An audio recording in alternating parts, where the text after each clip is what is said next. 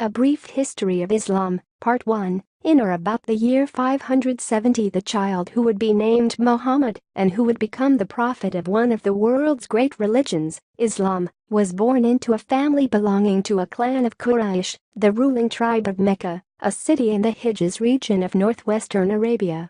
Originally the site of the Kaaba, a shrine of ancient origins, Mecca had, with the decline of southern Arabia, become an important center of 6th century trade with such powers as the Sasanians, Byzantines, and Ethiopians.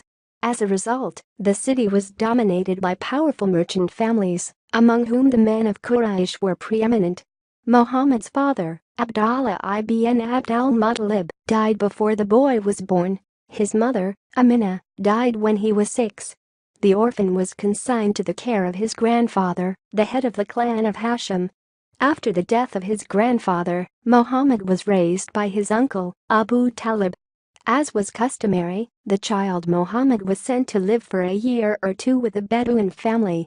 This custom, followed until recently by noble families of Mecca, Medina, Taif, and other towns of the Hijaz, had important implications for Muhammad.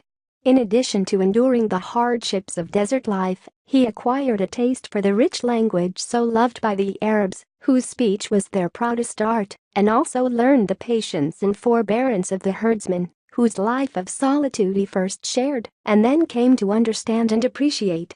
About the year 590, Muhammad, then in his 20s, entered the service of a merchant widow named Khadija as her factor, actively engaged with trading caravans to the north. Some time later he married her and had 2 sons, neither of whom survived, and 4 daughters by her. In his 40s, he began to retire to meditate in a cave on Mount Hira, just outside Mecca, where the first of the great events of Islam took place. One day, as he was sitting in the cave, he heard a voice, later identified as that of the angel Gabriel, which ordered him to recite, "In the name of thy Lord who created man from a clot of blood." Quran 96 1-2. 3 times Muhammad pleaded his inability to do so, but each time the command was repeated.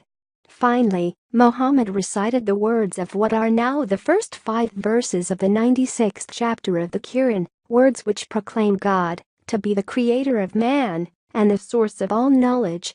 At first Muhammad divulged his experience only to his wife and his immediate circle. But, as more revelations enjoined him to proclaim